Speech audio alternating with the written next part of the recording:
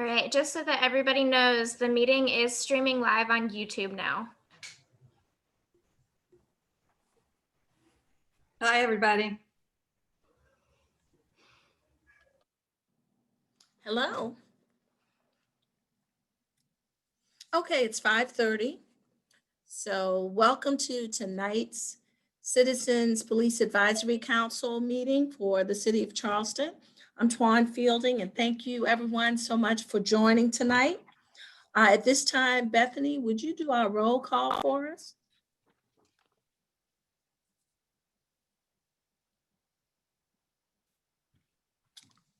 All right, I have District 1, Frank Walsh.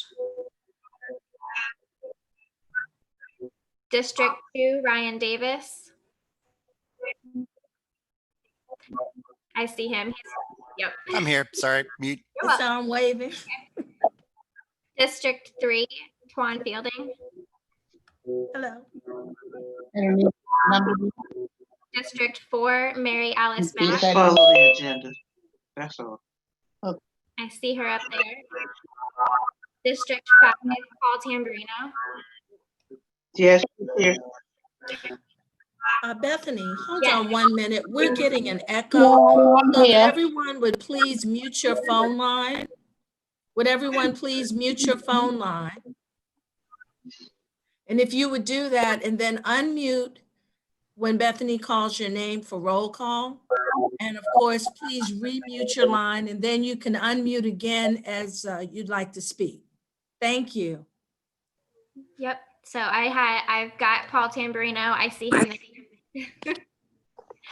District 6, George Palmer. Don't see him. District 7, Kevin Smith. District 8, Ann Dennis. I'm here. Hello.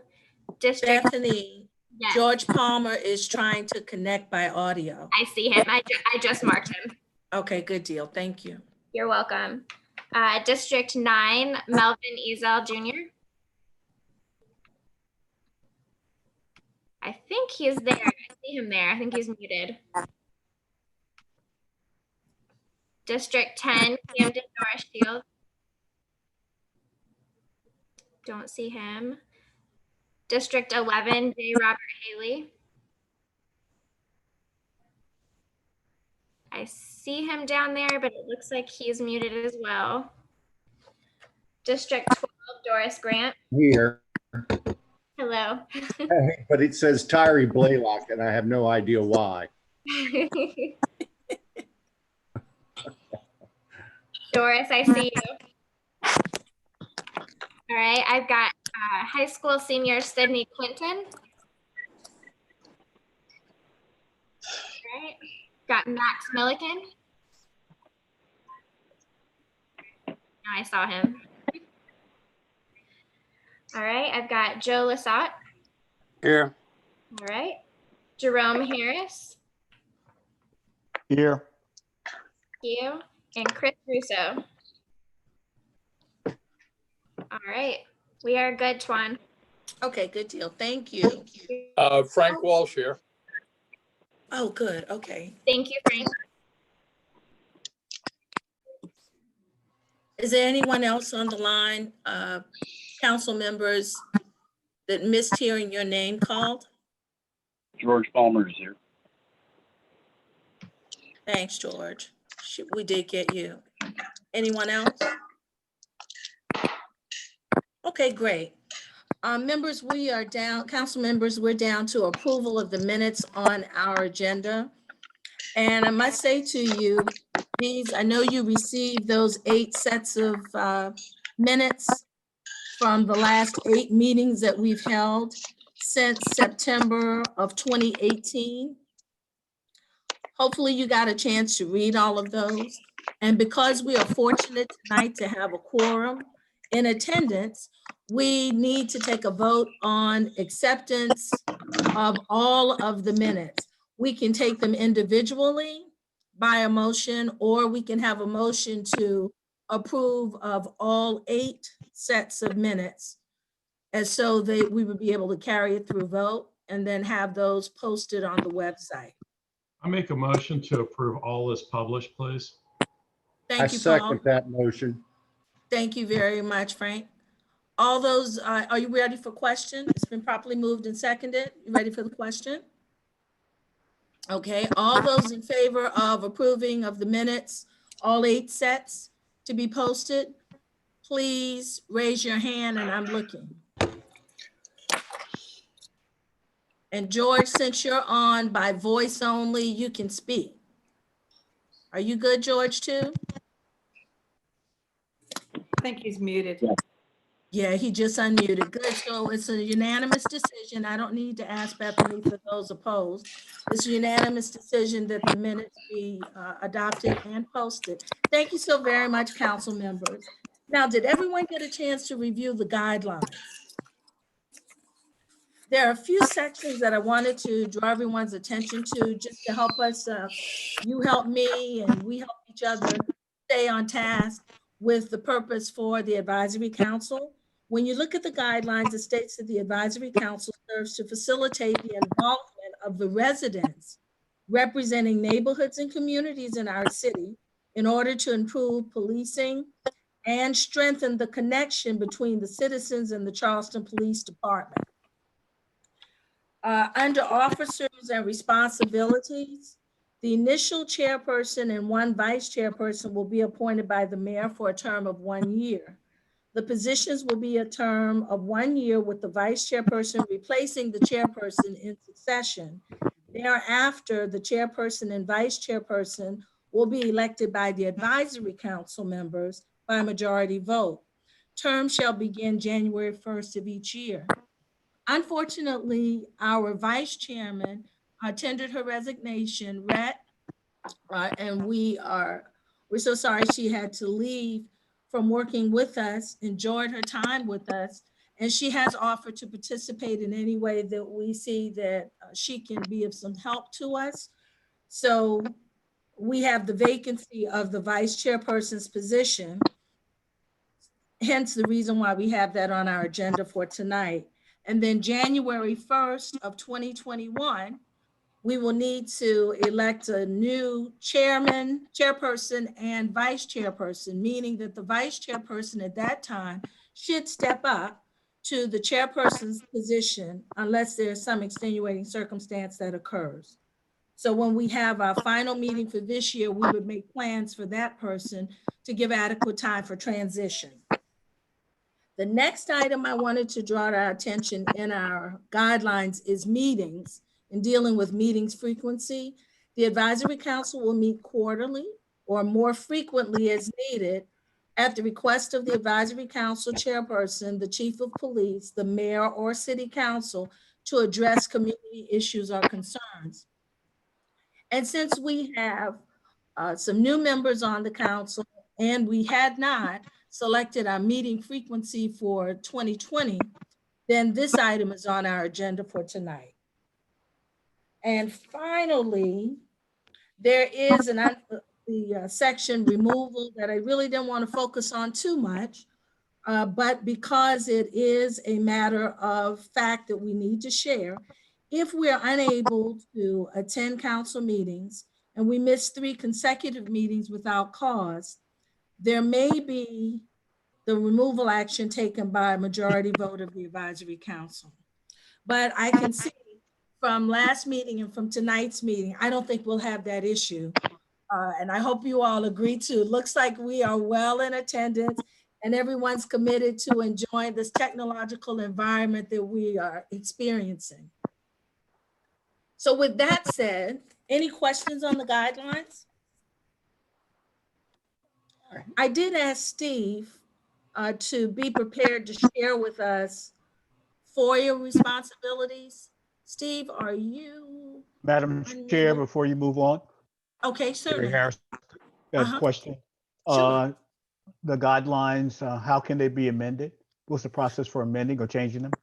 The process for amending is the guidelines, any amendments would have to go before the city council. These guys, and thank you for asking that question because I neglected to share with you that the city council is who developed these guidelines. And as a result of the development of the guidelines, then in turn, appointed members in accordance with the membership section of the guidelines. Madam So we Chairman, each I are have on this a council question. from there. Certainly, Frank. No, it's Bob Haley. Oh, Bob, okay, yours. That's all right. Somehow appearing as Tyree Blaylock, who's my Yeah, stepson. wow. I don't know why that is. He's a lot better looking than I am. Madam Chairman, Yes, sir. will be moving from the city of Charleston to Ravenel, South Carolina on August the 19th. My wife and I have sold our home and have built a new home in Ravenel. And so I will no longer be in the city limits of the city of Charleston. Oh, And in as much as this is with regard to the city of Charleston and the city of Charleston Police Department, mhm. I'm thinking I need to tell you that and tender my resignation because I'm not a citizen of the city of Charleston, or won't be as of Right. August 19th. Oh, well, Bob, thank you for bringing that to our attention. It would be proper for you to do a letter of resignation. And then what we can do is get with Steve and Bethany, would communicate and share that information with your council member All right. for the city. And then your council member would appoint someone to replace you. Congratulations on the new venture you and your wife are undertaking. Well, thank you. I will still be the public defender for the city of North Charleston. So if you Okay. need me, call on me. Okay, we hope to not have to see you though in your official capacity. We I would agree. love to only see you in this type of I arena. understand. I think it's probably, with your permission, Madam Chairman, I don't think it would be appropriate under these circumstances for me to participate in the meeting and vote. So I will log off and send my letter of resignation to you and Mr. Rummelin tomorrow morning, if that's all right. Okay, okay.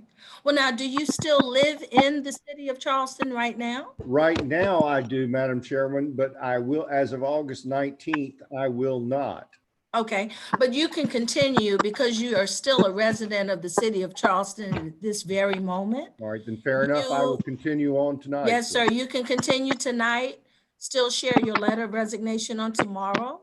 All And right. then, of course, unfortunately, you would not be joining us at the next meeting. I will be Thank you happy so to. very much. So we truly appreciate your willingness to serve and the encouragement and participation that you have done this far via emails, as well as your presence in the meeting. Well, thank you for being such a magnificent chairman. Oh, thank you. You're so kind. Thanks. Any other comments, council members? Okay, so Steve, would you please share with us some information on FOIA regarding our subcommittees and regarding our guidelines? Yeah, I'll be real brief. This committee, as well as any subcommittees that you may form, are public bodies, which means that they fall under our Freedom of Information Act statute, and all meetings have to be noticed. There has to be minutes taken, and the public has to, be given access to those meetings.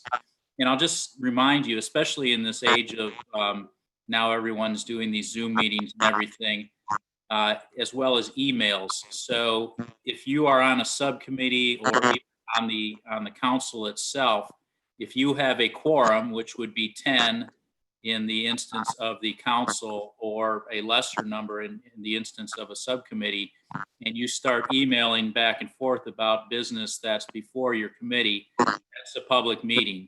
So you can't do that without giving the proper notice to the public and doing minutes and all that. So I just wanted to put that out as a reminder, and we can help you with that if there's any question about that. But I just wanted to caution you that as you get to know one another and are friendly with one another, you start discussing business outside of the meetings, we could run into problems with that.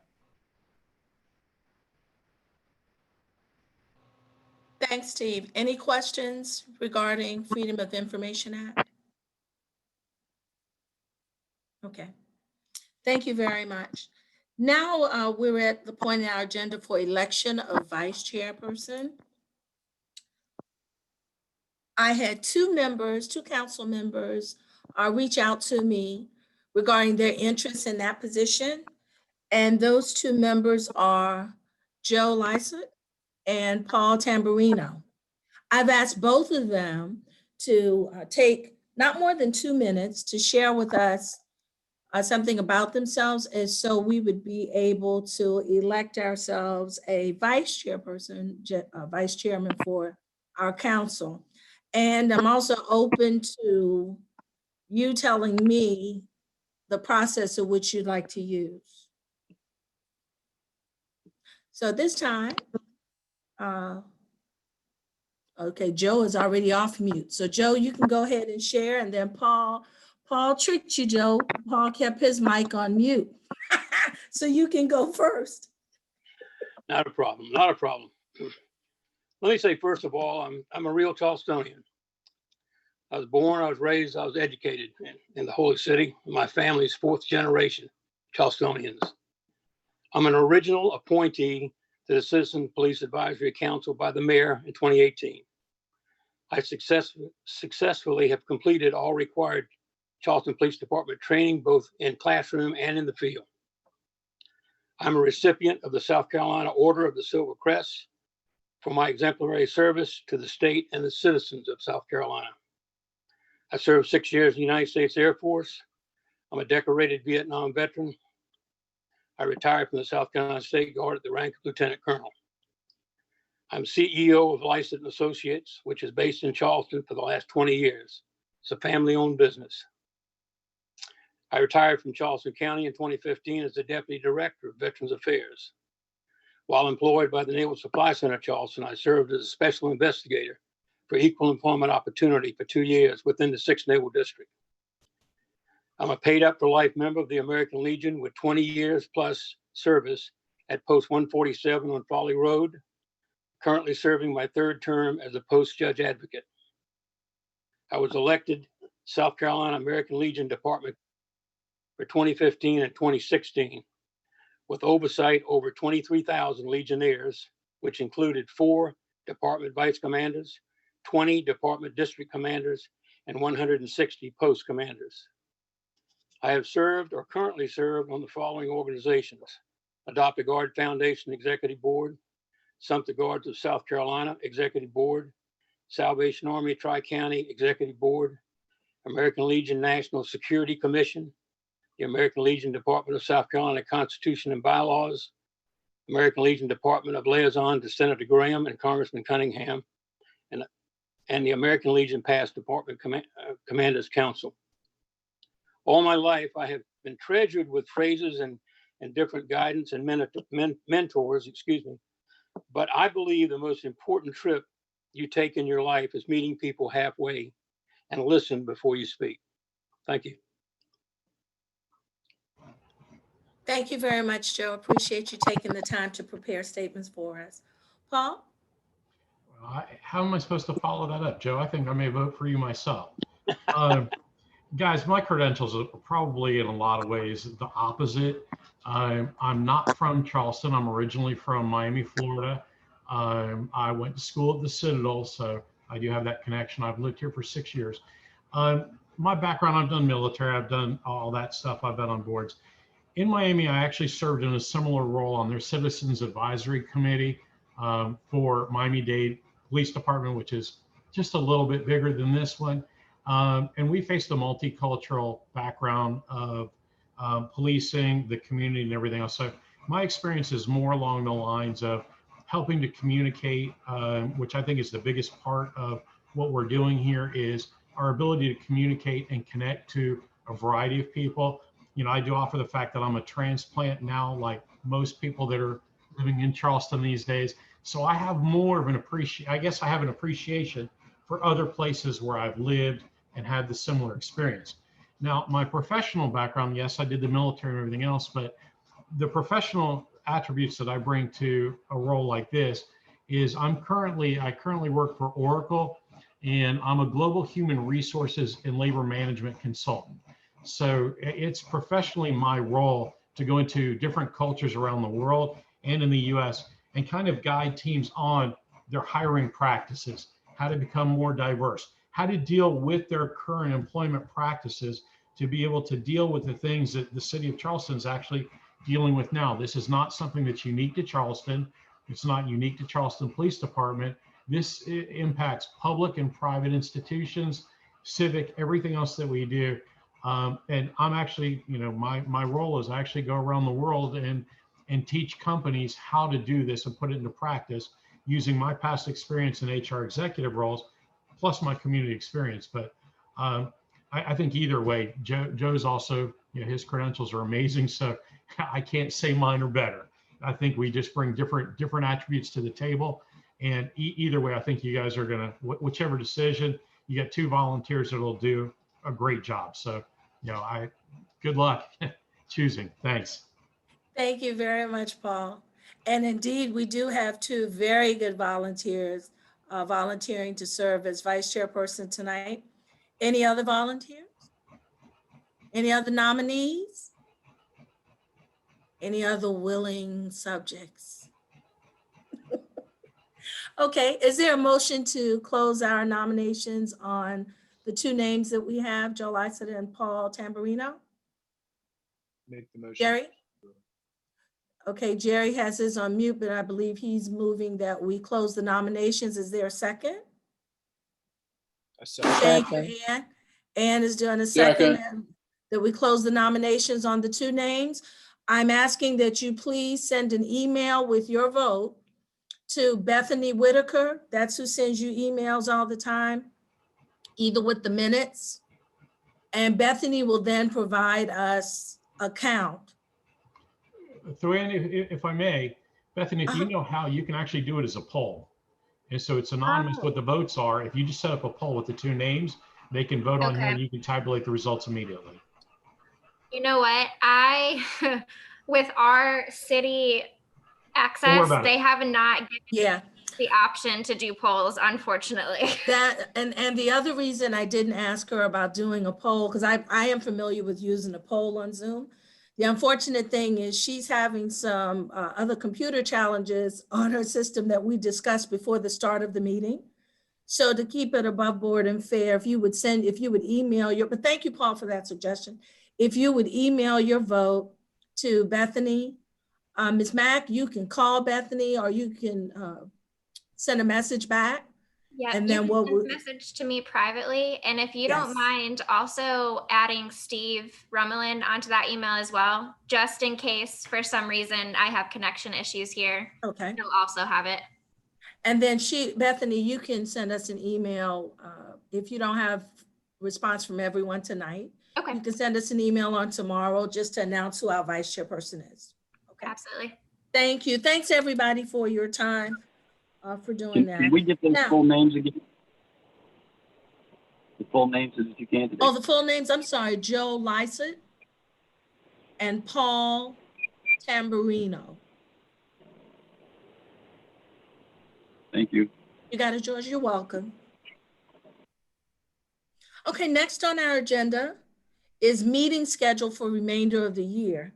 It helps in planning on not just our schedules, but our potential presenter schedules if we know what our meeting frequency is going to be and actually pick, if we can't pick the date, we can at least pick the month for having the meeting. So looking at your calendars, I hope everyone has theirs with them. The first decision is your preference to meet quarterly or more frequently, which could be every other month or every 2 months? Paul, you lit up. Max, you lit up too. Matt? Madam Chairwoman, I think that during this particular time, with regard to how the audit hopes to implement the Citizens Police Advisory Council in the future, it should be meeting more often than quarterly. I would say maybe even monthly, but at the least once every 2 months. That's my opinion. Okay. And you have your hand up too. I would agree. Either every other month, but if we have to call one for some reason, then we have the option of doing it every month. Okay, now following Robert's rules of order, may I have a motion from one of you? Make a motion that we meet every other month or more frequently if the situation arises, but no less frequently than once a month. A second. Once, I mean, once every 2 months. I'm every sorry. 2 months, okay. Right. Thank you. And Max, you're seconding the motion? Yes. Okay, it's been properly moved and seconded that we meet once every 2 months and more frequently as decided by the body. All those, any question about the motion? Okay, all those in favor of the motion, please raise your hand. I'm looking. Good deal. Okay. Thank you. I didn't see anyone not raising their hand, so it's unanimous decision that we'll meet every other month. With that said then, Correction. Joe? I thought the motion was that we would meet every other month unless you or the council or stipulated we needed to meet before that period in time. Right, every other month, Yeah. And that's So going to that's- start, when would that start? after this meeting today. Okay. So today is August the 6th, so we're looking at meeting in October and meeting in December, meeting in February. Okay? So if everyone's in agreement, if we could please select our October and December meeting dates. Today is actually the first Thursday of the month. Does that work well for everyone? The first Thursday in October will actually be October the 1st. Is that good? Please give me a thumbs. Okay, Jerry, I see you. See Ann, I see Paul, I see Ryan, I see Hack. Okay, George, Max, Doris. All right. Bob, you didn't vote. Okay, Bob said he can't vote for that now. Thank you. I got Bob. No, that's not Barbara. Oh, gotcha. And then Mary Alice Mack, what did you say? Will October 6th be good? Thumb up? Okay.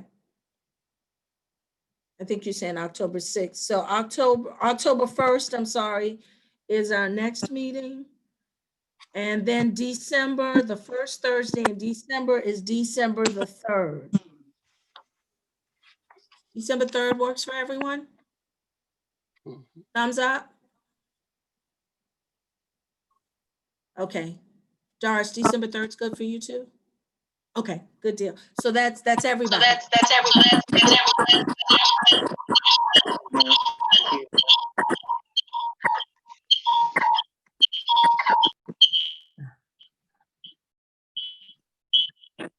I think we're good.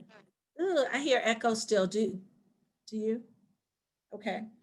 So October 1st and December 3rd. Perfect. Now we're down to the citizen participation period. I do want you to know that at least Paul and I spoke with Emily Walter. And Emily Walter is a member of the American Civil Liberties Union. Did she contact anyone else to talk with them? Emily is who spoke with us at the last, she did a comment at the last meeting that we held. She was one of the citizens who participated.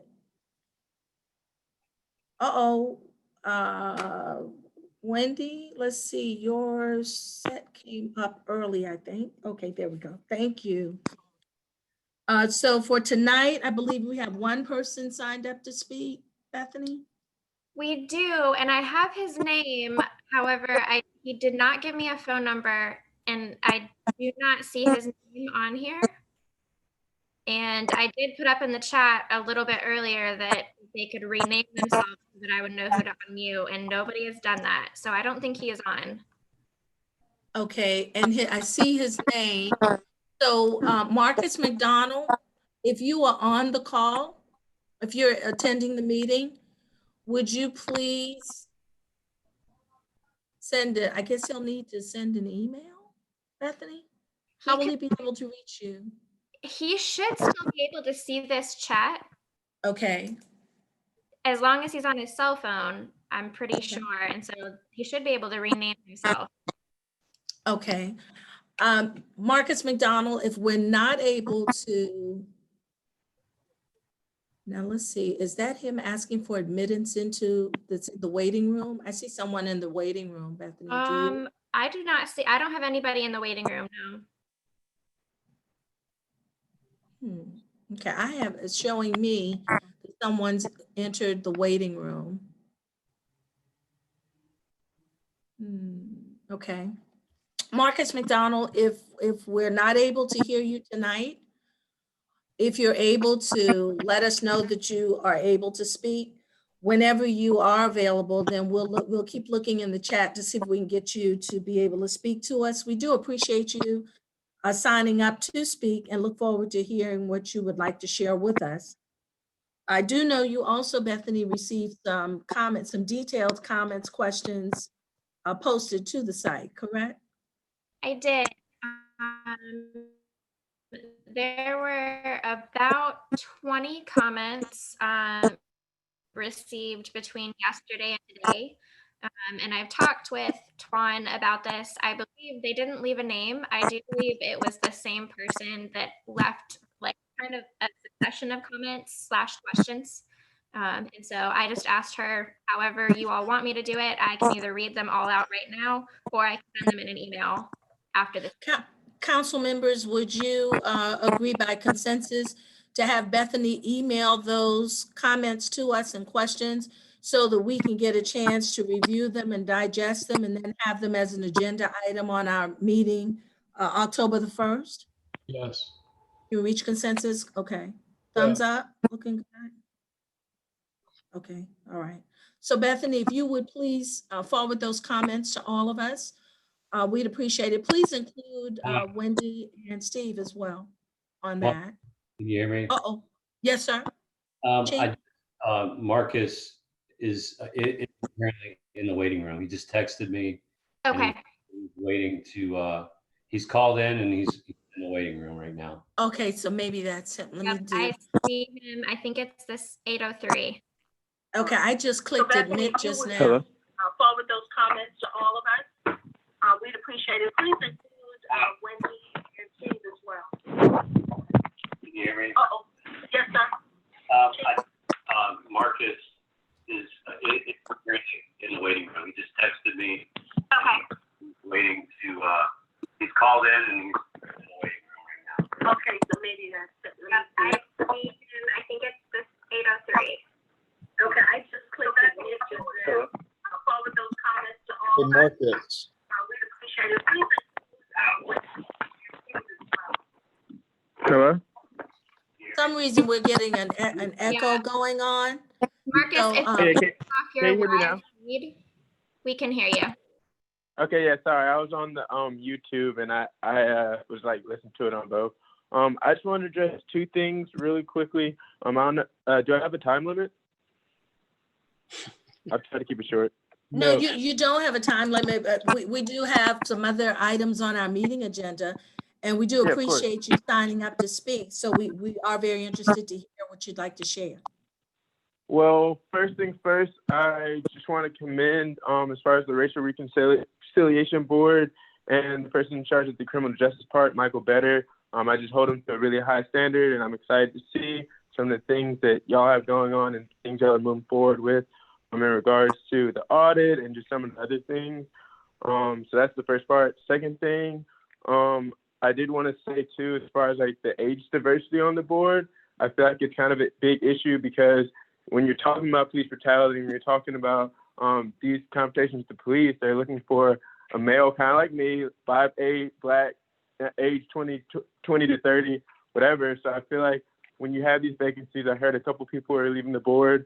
I believe y'all should look into seeing if there are some younger black or people of color who are interested in joining the board, because I feel like that would just give it a broader perspective of the people who are the victims of a lot of these police brutality incidents. So that was my second thing.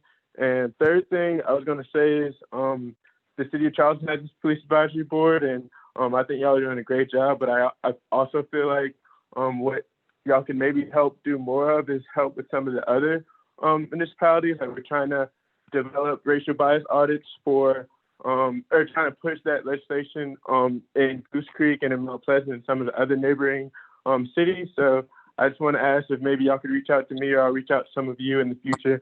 Maybe y'all could help me with that, with your expertise on the topic. So those are my 3 things. Like I said, I'll try to keep it short, but thank you so much for all the work y'all are doing. And Mr. McDonald, thank you so very much for taking the time to talk with us. Those are very good points that you listed.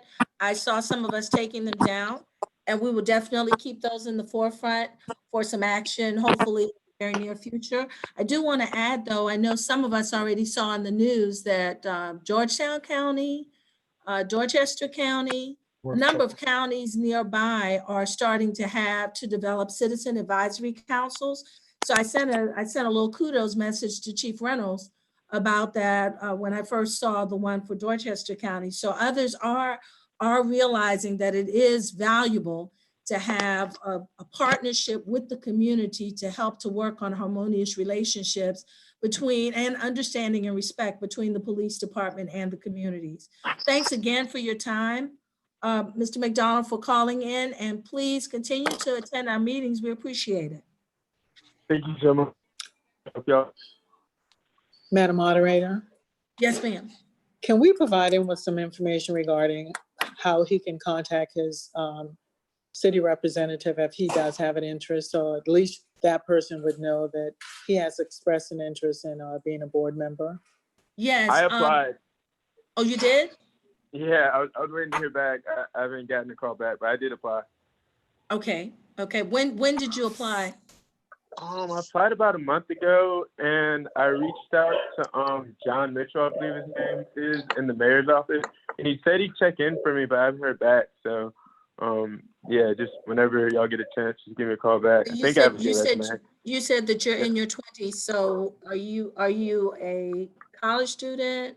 No, I graduated last year. I'm 23. Do you know your city council member? Yes. I'm in District 3, I believe. District 3? Okay, you with me. Okay, great. Yeah, we'll be talking then. I'll try to reach out via email or something. We could continue this conversation.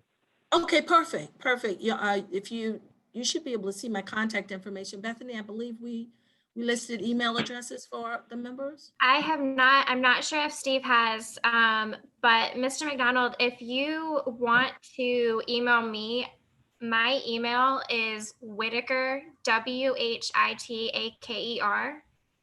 B, and then it's at charleston-sc.gov, and I can get you into contact with a few members from the board. Okay, that sounds great.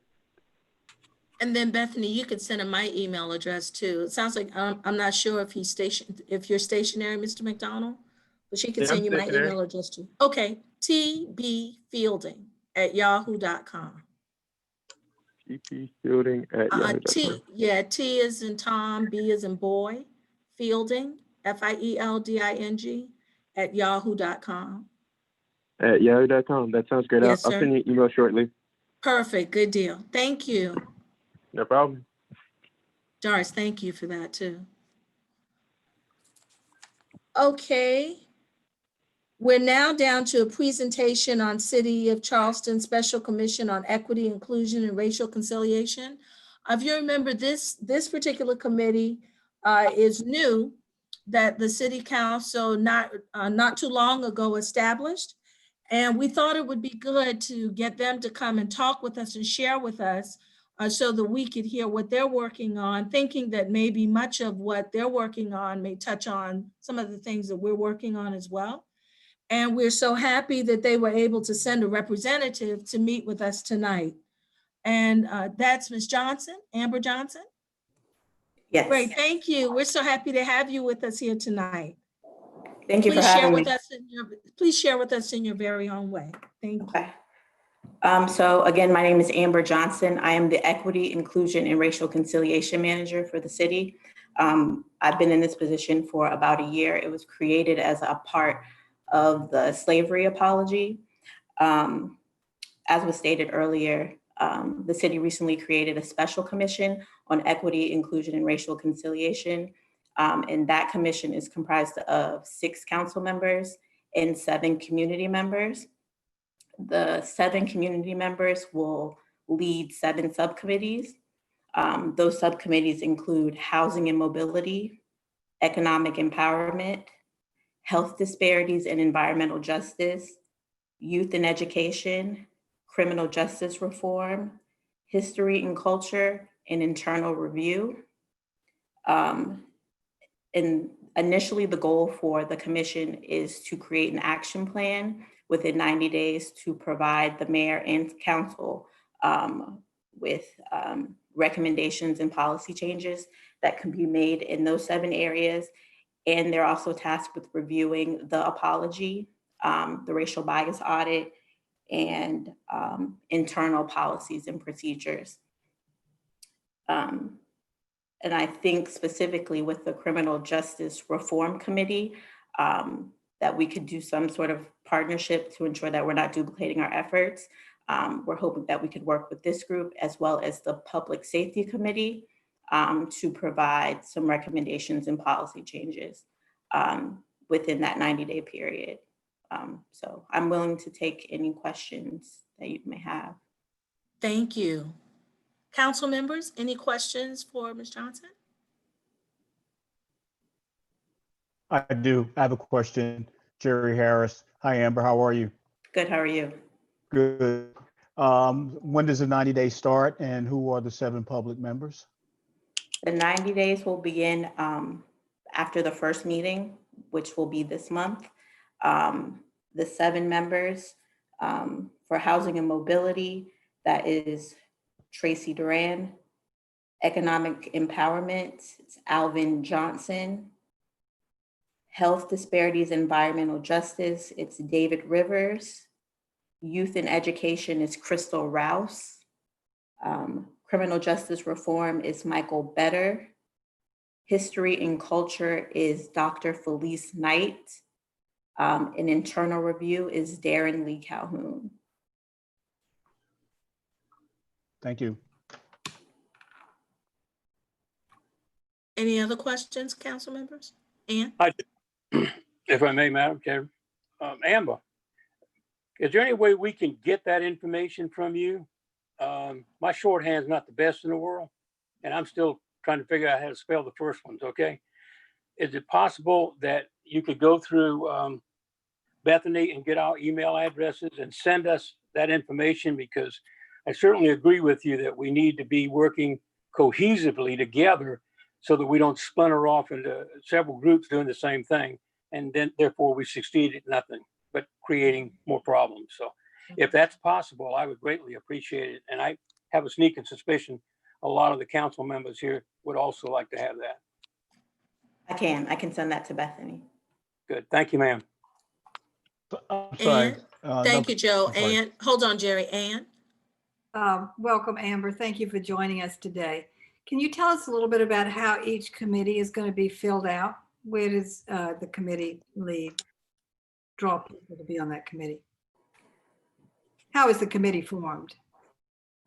So the subcommittees made up of 7 members, 2 co-chairs, and then the 5 members. We've had people volunteer already, but there's going to be a website that's going to be created soon where people will be able to send in their applications to be on the subcommittees. So from the community? Yes. Okay, interesting. So that, how do you put that information out into the community? It's going to be put out on the City of Charleston's webpage. That application will be there. Okay, good. Thank you. Any other question? Jerry, you had a question you were holding. That was the same question I had. Okay. Thank you. Any other questions? Bethany, can you put your email in the chat? I can do that. Yep. Thank you. Amber, again, we thank you so very much for taking the time to join us tonight. We appreciate you having accepted our invitation and for the information that you provided to us. We do look forward to receiving the information that you are going to share so that we could work together hopefully in our various committees to ensure that we're working to improve the relationships and quality of life for all of our residents here in the Charleston community. You're welcome to stay with us. We appreciate it. If you have to bow out, we understand, but we thank you again so much for your time. Have Thank a you good for evening having and me. stay safe. Thank you. Council members, any other questions? Okay, now we're down to our updates.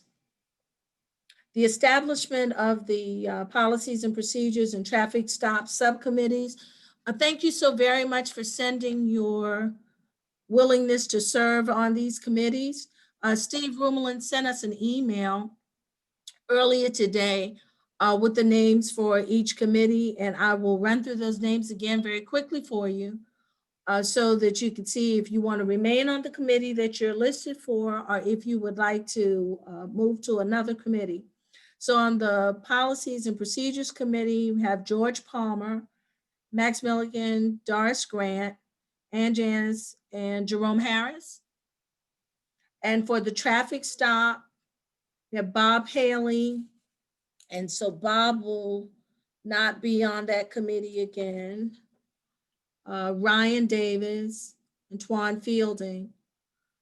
For both, interested in both committees are Paul Tamburino, Camden Shields, and Frank Walsh.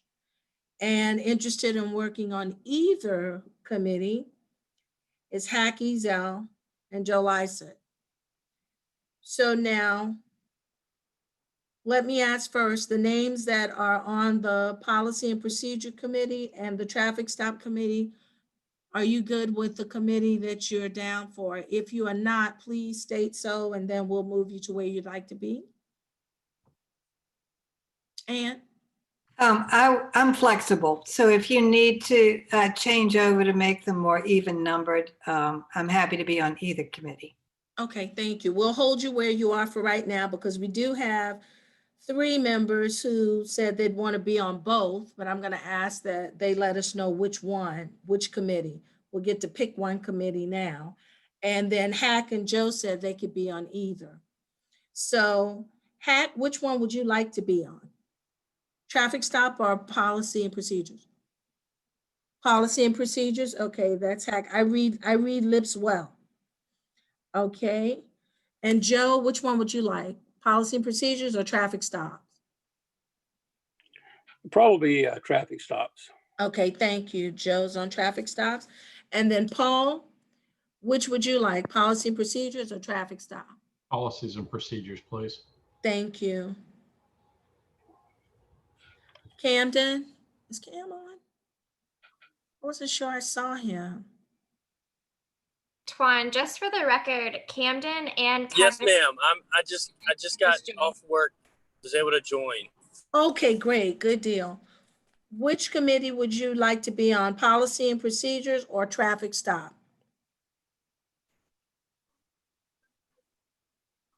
You're on mute if you're talking, Cam. Okay, while you're thinking about it, Frank Walsh, which would you like? Policy and procedure or traffic? You said traffic stops? Traffic. Gotcha, thank you.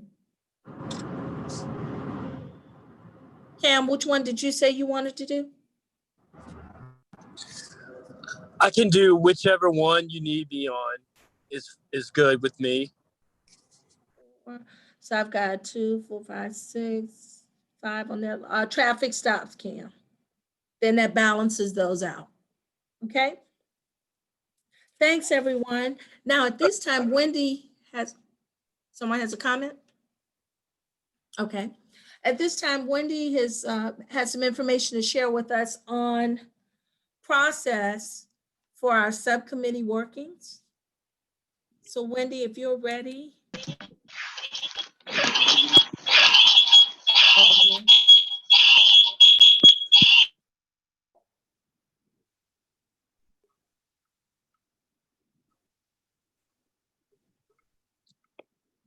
Wendy, are you ready now?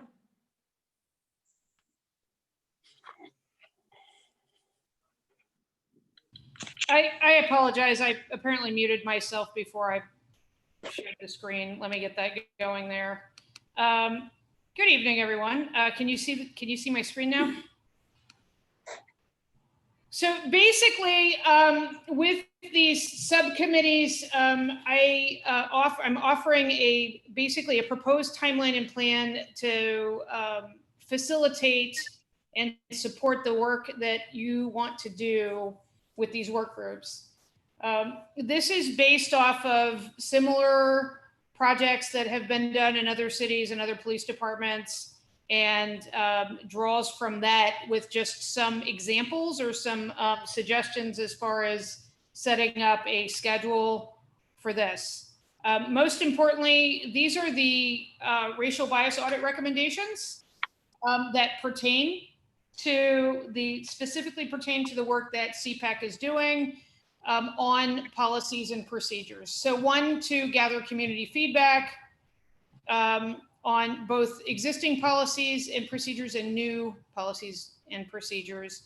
And then as well as organize or participate in community meetings to offer the opportunity for community input on department policies and procedures. And that's verbatim out of the racial bias audit report.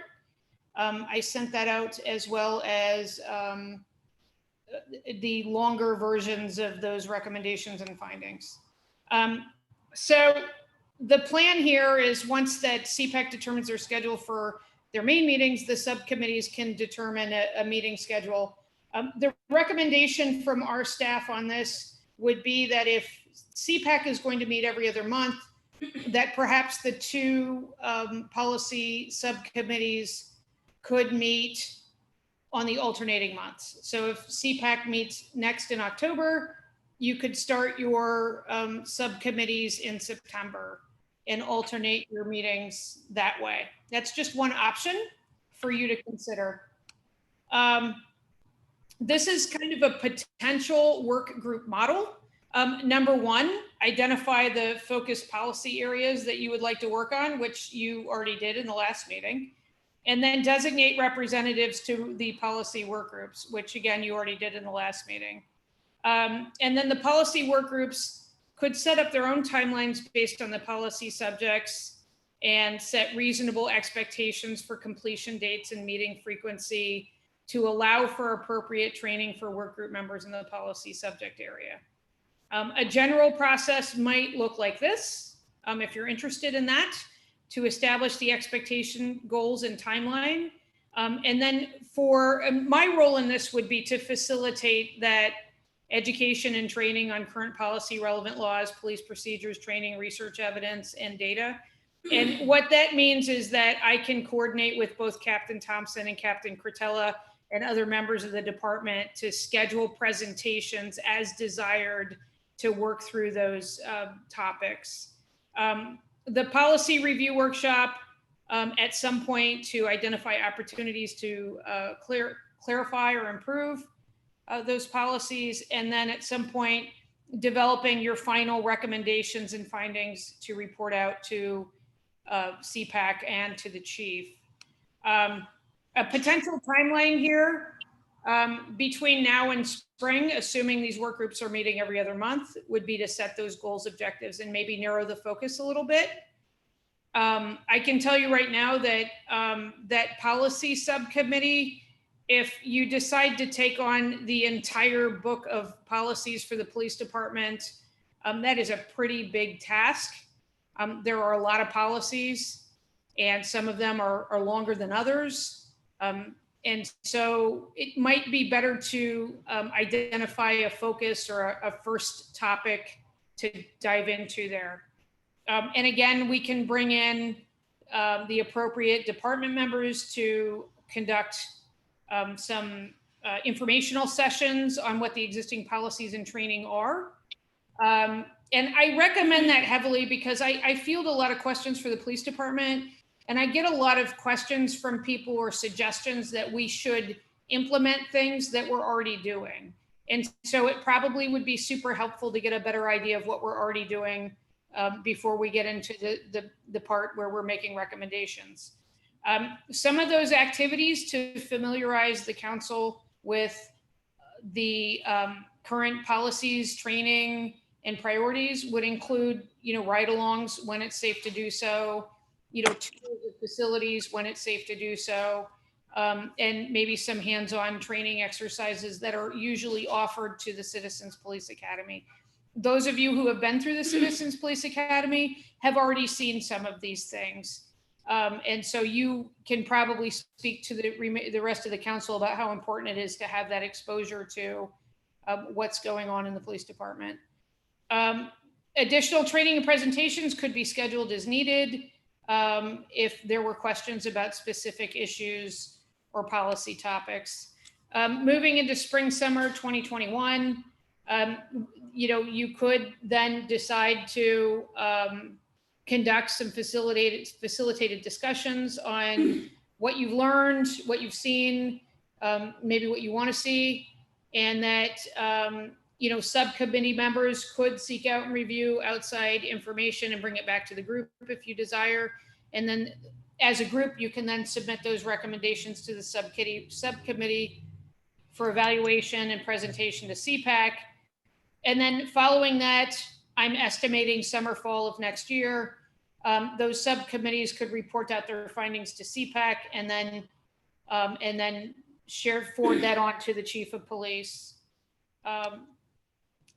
A suggested next step in this work plan would be at the first meeting to do some general introductions with a briefing on, just some basic information about that topic. And then at that first meeting, determine some objectives and narrow the focus as needed. And I would highly recommend before that first meeting that the subcommittee members do a little homework, and particularly to review the audit recommendations that pertain to those topic areas. And as an additional recommendation, what you see in front of you now are all of the audit recommendations that specifically pertain to CPAC and public communication and soliciting input.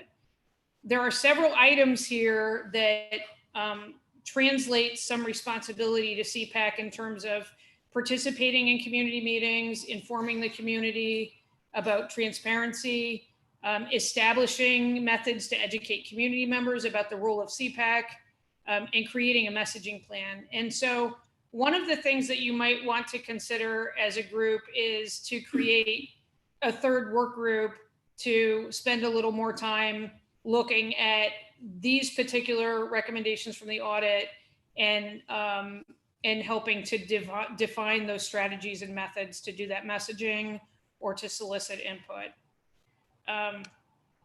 So that's about all I have for you. As the council, as CPAC, as the council, as you decide what you want to do with this, if you like this plan or you want to modify this plan, or come up with something entirely different, I'm happy to work with you on that and to support your work. And I'm open for feedback at any time.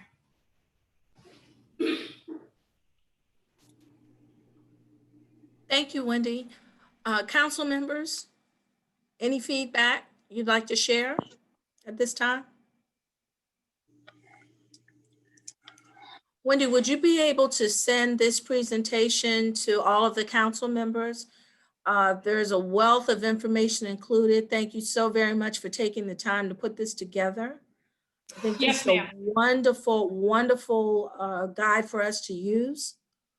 And I'm sure, I'm looking at facial expressions of the council members. I can tell we all have been taking it in, and it really is a good guiding document for us, especially since now we're looking at marching out with the subcommittees. Thank you. So if you don't mind, would you please send this out to all of the council members?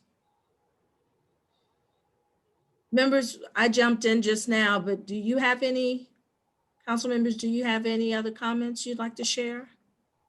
Well, Madam Chair.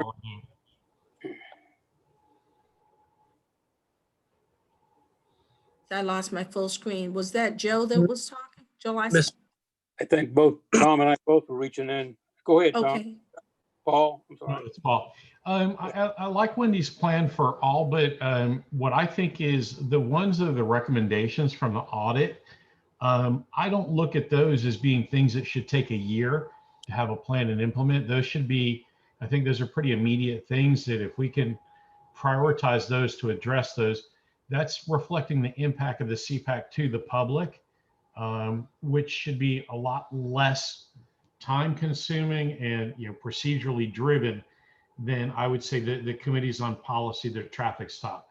So what I would, what I'd like to see you do is maybe carve out the recommendations and form a group that addresses that almost immediately, because those are immediate wins that you can solve. Wendy, would you put the slide back up that had the proposed third work group? Yeah, Ms. And Fielding, that's I was what- say I think that's a great idea. Mhm. Is there a motion from the council? I follow parliamentary procedures. Yes, Is ma'am. there I make a from the motion council? to form the third subcommittee. Is there a second? Okay, it's been properly moved and seconded that we form a third subcommittee to investigate and recommend a strategy, so we can consider that subcommittee possibly a strategic plan subcommittee. So, Madam Chair, Yes, sir. this seems to me to speak to outreach and communication and community engagement in essence, so that I just want to be clear that that's the charge. The audit report suggests that the department undertake certain activity and that we clarify the role of the CPAC in helping them carry that out. Again, outreach communication seems to be central to this, what this is talking about.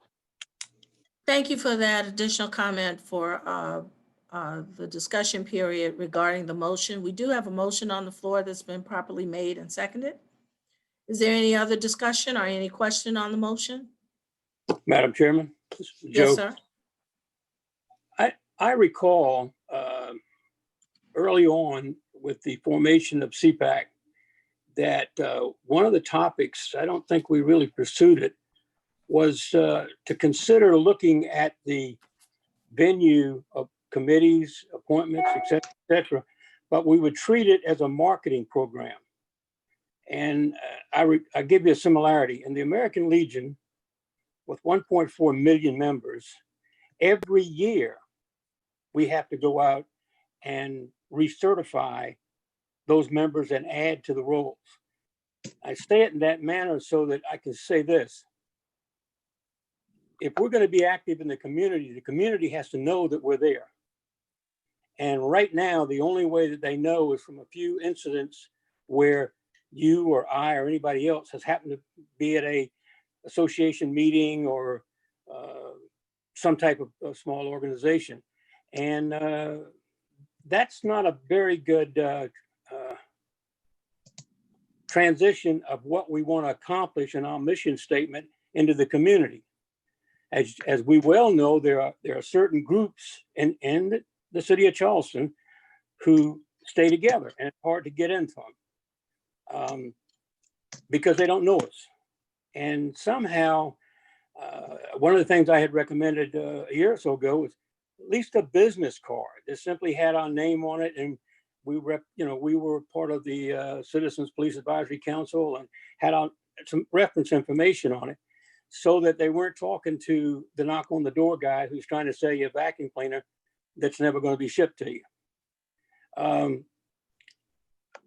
I think we need to investigate the possibility of some type of direct strategic plan to get into the communities so that we can then siphon off the critical needs up front. And like Paul was talking about, there are things that we can address real early in the game and get some resolve to. But I just feel like right now, the group that's sitting here today, we know what we're supposed to be doing. We're getting all this information, but it's not getting into the community. It's not getting into the right hands It's hit and miss. And I'm very concerned about that. Thank you very much. It sounds, thank you very much. It sounds like before we finish out this motion, we already have 2 possible committee members for this subcommittee.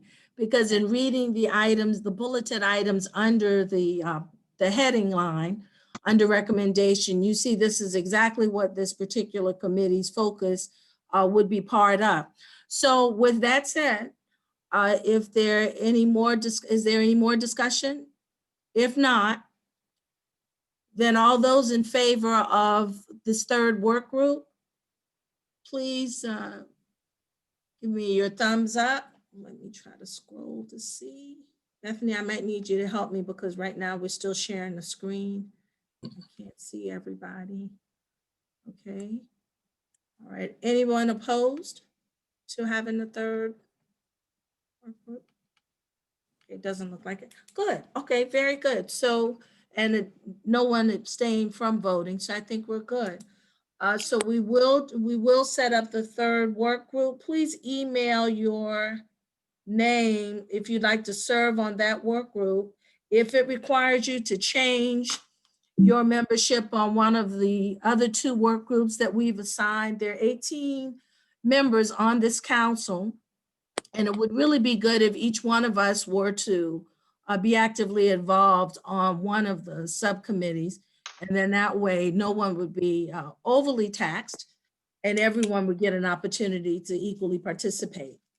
So if you need to change your name from the committee that you have agreed upon thus far for the subcommittee, please email your desired change to Steve Rumelin.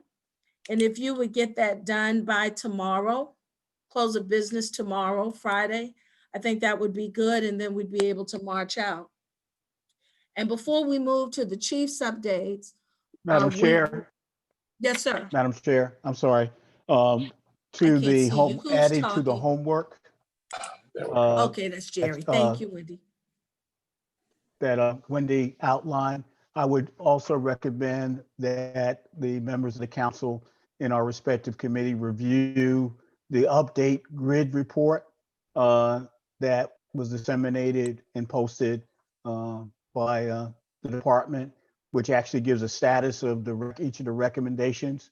On some of the policy procedure areas, the department has already initiated some action. So toward helping us be better able to identify what our priorities are and what our work could be, looking at that updated report to kind of give us a sense of where the department is in terms of making those changes would be helpful for the committee, I think. Okay, thank you very much for that, Jerry. And in line with that, regarding the meetings of the subcommittees, to get us started, Bethany and Steve, if you would please get together because there are some requirements I know we have as being a community-based organization council that you're required to do for public notice. So if you would please reach out to the 3 now subcommittee members that we have to set a meeting for those subcommittees to meet in September. I'm looking, does that look good to everyone? For the various subcommittees to meet sometime in September on your individual subcommittee so that we can have a report out of progress, what you were able to get accomplished at your September meeting when we have the October 1st council meeting. So Bethany, Steve, if you would take care of that for us, we'd appreciate it. Wendy, you offered yourself up a couple of times as being the facilitator during the meetings, during those subcommittee meetings. I think that would be a good thing for the council. Then the members wouldn't have to focus on facilitating the meeting. They would actually be able to ensure that they're reviewing the data that's necessary to see about bringing about improvements. So Wendy, we appreciate you doing that. You are willing, right? Yes, ma'am. I'm very happy to do that. And Good. I'll help coordinate scheduling of guest speakers and presentations as well. Okay, good deal. Thank you so very much. Members, have I left anything out before we move to Chief Reynolds? And Chief, thank you so much for having Wendy on board so she can help us. The Absolutely. information she provided has just been really great, very succinct. And she's looking at the broader spectrum, and that's really what we need if we're looking at really improving, helping to work and improve the relationship. So thank you, sir, for having her on board. Really appreciate it. Any other comments, council members, before we move to the chief's updates? Thank you very much, Chief. If you would take us through the updates and let us know who you're having to do the screening process for new hires, officer development, promotion process, and diversity in the command staff. Absolutely. Thank you, sir. Greetings to everybody. Can you hear me okay? Yes, sir. Thank you. So I'm going to just kind of generally cover some things, and if somebody has a question or wants to comment or engage me some, be more than happy to do that. And then we'll get to items 3, 4, and 5, where we have some others on our team, the SMEs, subject matter experts, presenting on those items. This continues to be a very challenging time in our profession, in our nation, and in our region, in our own city. I'm very optimistic. I remain optimistic. I'm excited about the work of this council. And let me just start by saying thank you to everybody, Tuan, for being the chair. It's a lot of work, just even preparing the agenda and getting this committee finally up and running and fully almost filled. We've had a couple of changes, but I just want to thank everybody for hanging in there with us, who's been here from the beginning. I want to recognize and thank our new members. And in particular, I want to thank Bob Haley. Bob, sorry to see you leave. I would like to think that we're going to stay in close contact. I appreciate your perspective as an extremely experienced practitioner in this city, in this region, and just somebody who knows our criminal justice system, good, bad, and the ugly, and all of its strengths and all of its weaknesses, and in particular, all the opportunities for us to improve. I know that you have a lot of perspective on the police department. So we'll stay in contact. And I just want to recognize you for having volunteered from the very beginning and having been an active member. I want to also thank Joe Lysite and Paul Tamburino for offering to be the vice chairs. The fact that everybody is going to be engaged in these committees is going to be a lot of work. And I think that's what everybody's been waiting for. That's the feedback I've gotten from the beginning, is everybody really wants to roll their sleeves up and get about the business of really making some meaningful, tangible movement on this audit and on the police department and community relationships, and a whole variety of different areas that we're going to be working on. I'm going to hit on just some of the areas that have been really active things in our department. Continue to be active is the COVID. We've had 28 positive cases. The good news is they've been spread apart, most of them, and we haven't had a case for the last week. And most of the people are back to work, and none of those 28 positive cases have there been any serious health hospitalizations or any of those things. And we have a very good relationship with MUSC, with our city wellness coordinator, with our HR and a variety of others, so that our testing, the efficiency of it, the test results have actually been, it's been very effective, and our people have been doing a good job wearing masks and social distancing and doing a variety of other things from the beginning, which I think has really helped us a lot with the COVID. We also have navigated, as you all know, mask ordinances. There's been a big impact on our communities, cancellation of special events, tourism, our businesses, the economy, and all those things have impacted our officers in pretty significant ways. We've partnered with Livability in terms of education and awareness and handing out masks and some enforcement, and they've been kind of lead on that with the fire marshals and some other folks. One of the things that's impacting us fairly significantly is schools. That's impacted us mostly in a positive way. As busy as things have been with the riots, and I'll just say of May 30th and the post-riot environment with protests and a lot of other things that have been going on, we actually have had the school officers to some of those folks that have been able to get out in our communities and help us in ways that maybe wouldn't have been possible if they were in the schools.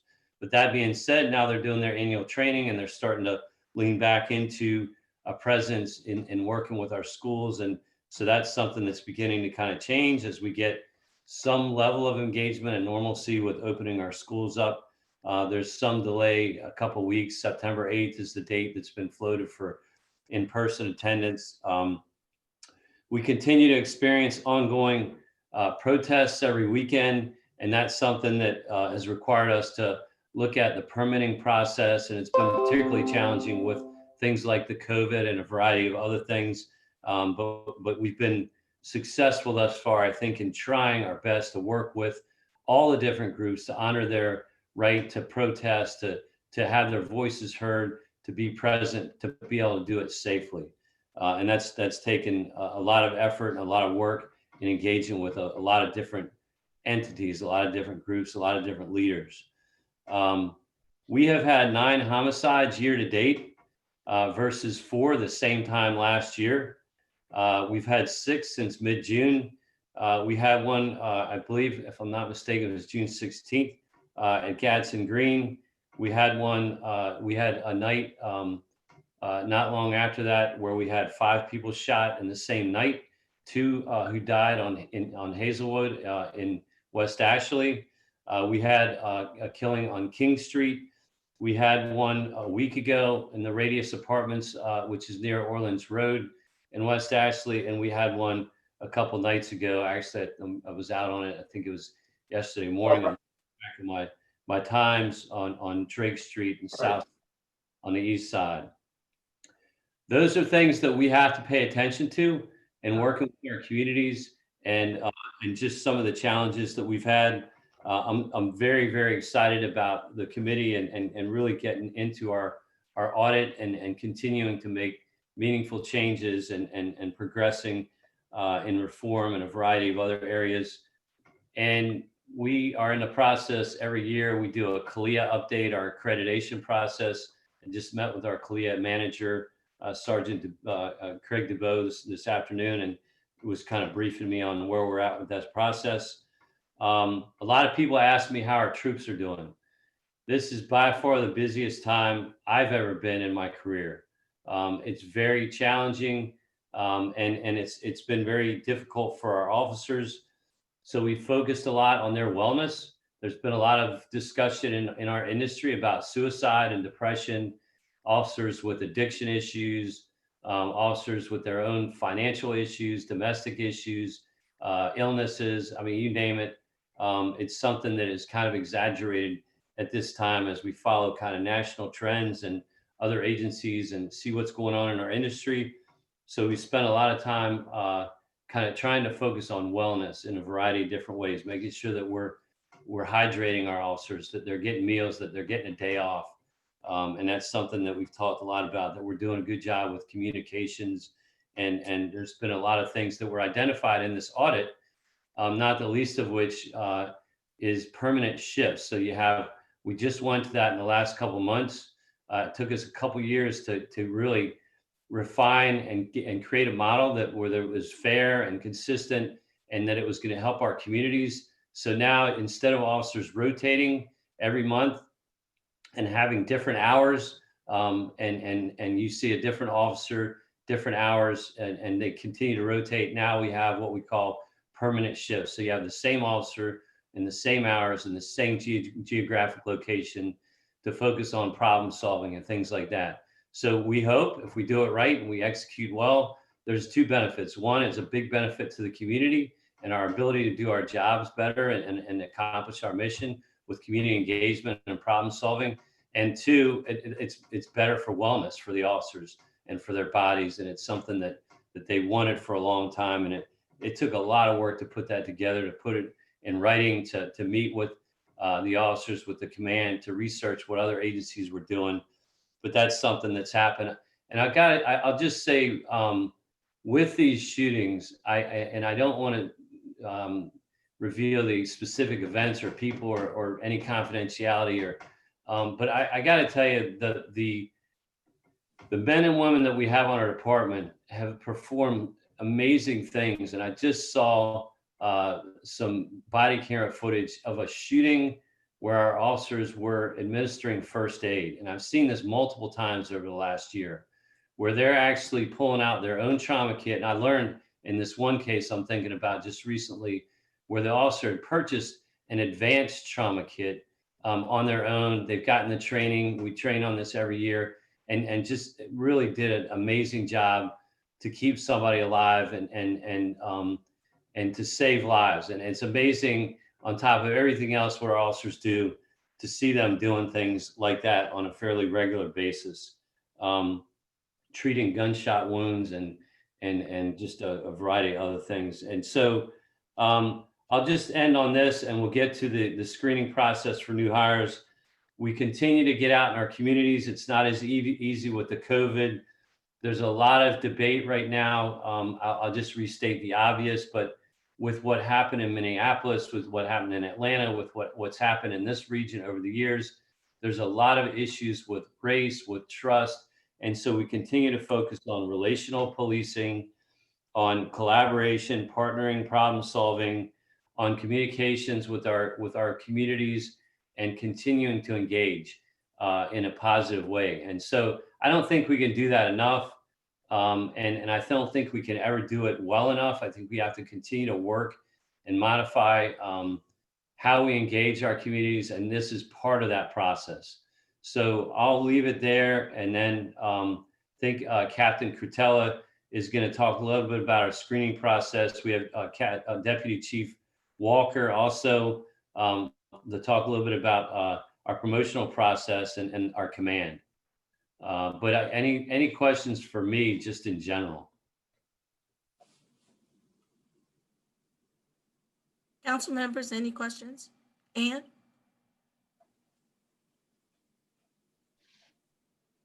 And you're still on mute. Yeah, I've got it all. Thank you. Chief Reynolds, Sure. thank you for always being on these calls.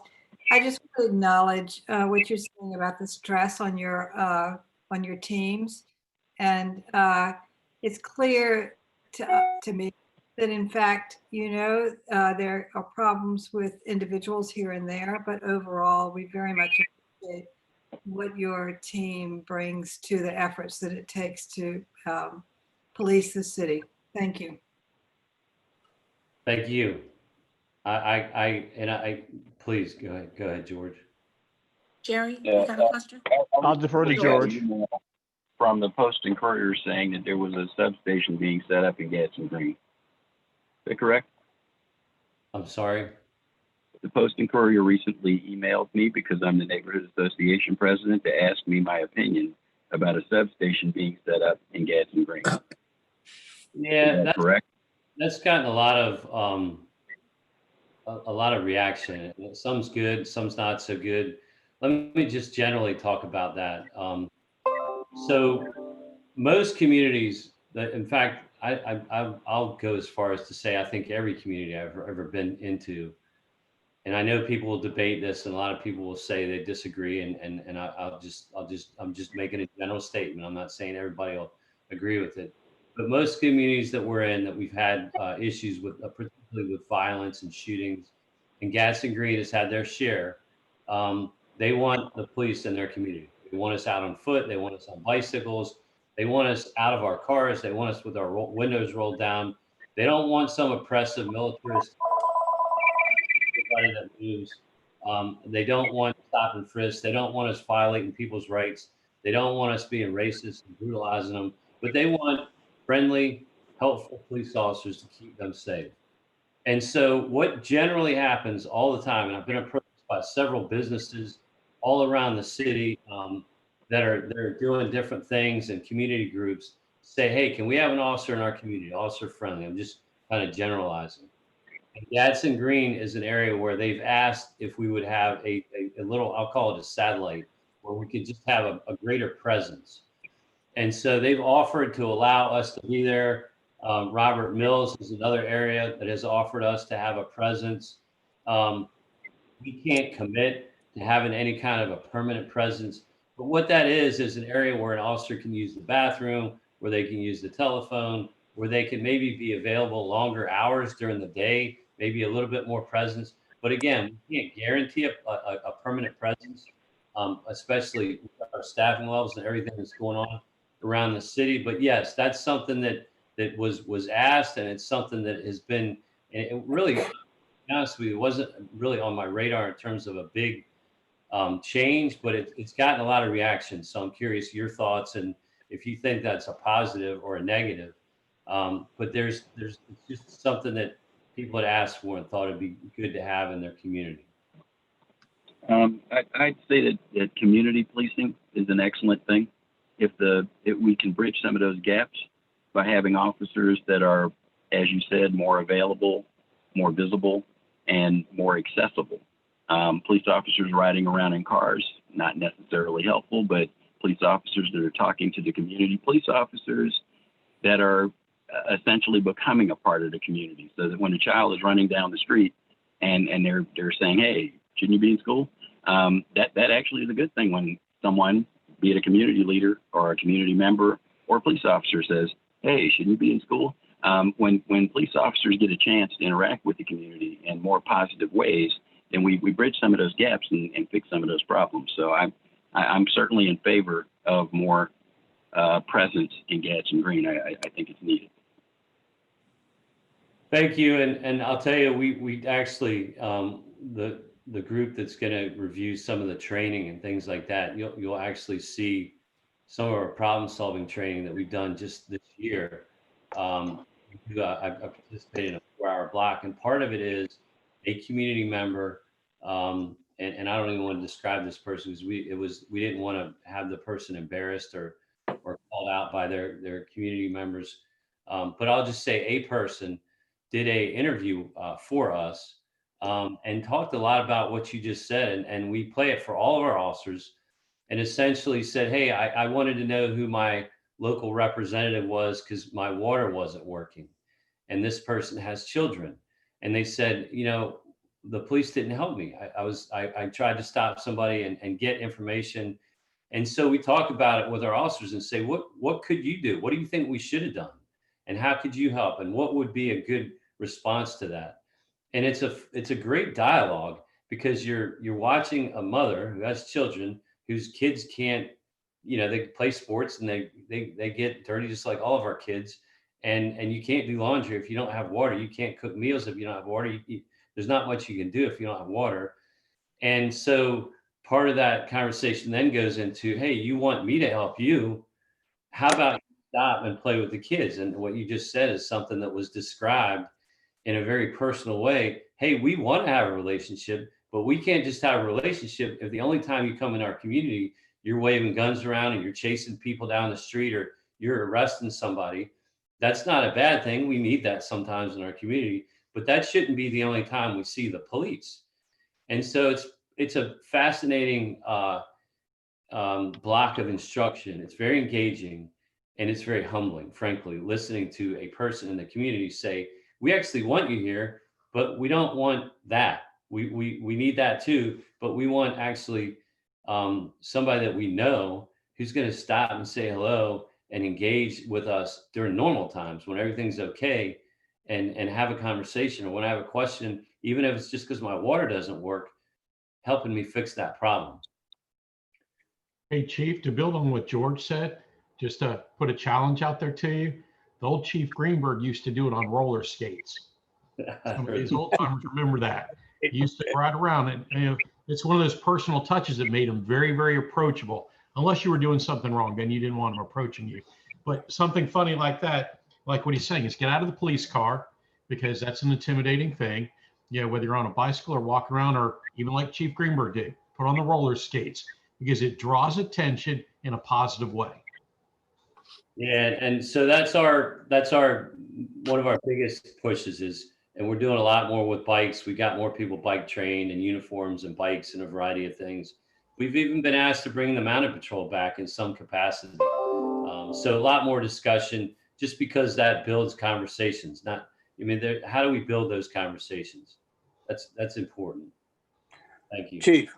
Chief, if I may, you know, back in the day, and we won't go that far back, but what George is talking about, and also what Paul's mentioning, the city of Charleston used to have beat patrolmen, and they covered a certain geographical area.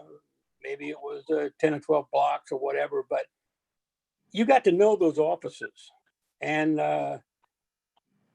they provided not only the protection, if I can use that word, that we all desire, but by God, they provided a little bit of parental supervision, because it's kind of like what George said. If they see you running down the street or walking around at 10 o'clock in the morning and you're supposed to be in school, they come up to you politely and say, "What are you doing? Why aren't you in school?"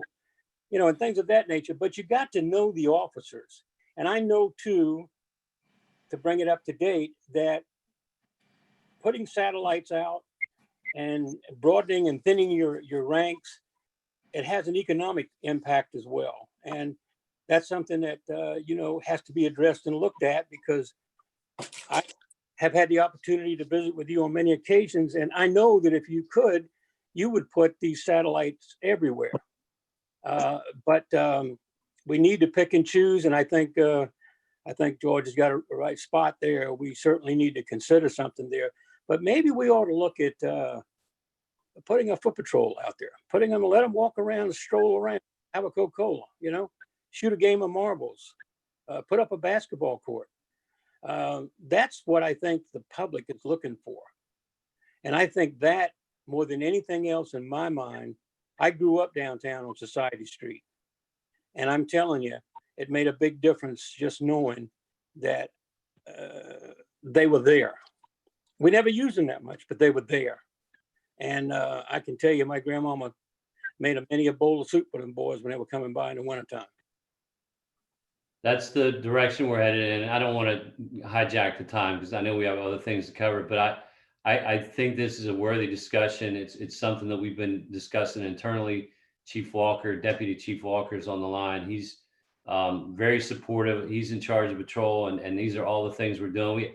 I don't, again, in the interest of time, I won't go too far, but we've got officers that have portable, we call it pop-up events, but they actually have basketball stands and things that they can pull out of their truck and the trunk of their car and set up. And they've begun to do that. And it was their idea. This is the best ideas usually come from the bottom up. And They're starting to do some neat things. And that what you just described is where we're going. That's where we want to be. And Chief Jerry, I think Jerry had his hand up to say something earlier. Jerry, do you still have something you wanted to add? Yeah, just real briefly, Chief. A couple of weeks ago, you announced getting supplemental assistance from SLED and the Sheriff's Office to be able to deploy officers. And I think you suggested at that time that was going to be a couple of weeks or so. Has that been effective? How much longer is that going to be? And is the outcome what you anticipated?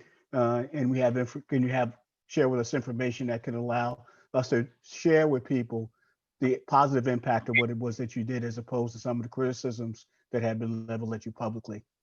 Yeah, I'll just say what I've said to many groups, to this group as well. I regret the way that we announced that. We did a press release about maybe 2.5 weeks ago, and leading into that, this is mainly because of the killing on King Street. A white person was killed. What about all the other killings that have occurred? There was mention in the press release about it, and the idea behind it was all hands on deck. Everybody in our department was deployed. I mentioned the school resource officers, the community action team officers, and among those was what we call our SWAT team, which is they all have other jobs. They're detectives, they're people that are patrol officers. They have jobs throughout the department. None of those people were in SWAT uniforms. They're all in regular uniforms like I'm wearing right now. But the way the press release went out, it scared people. It was the worst. The way that we worded it, the timing could not be worse.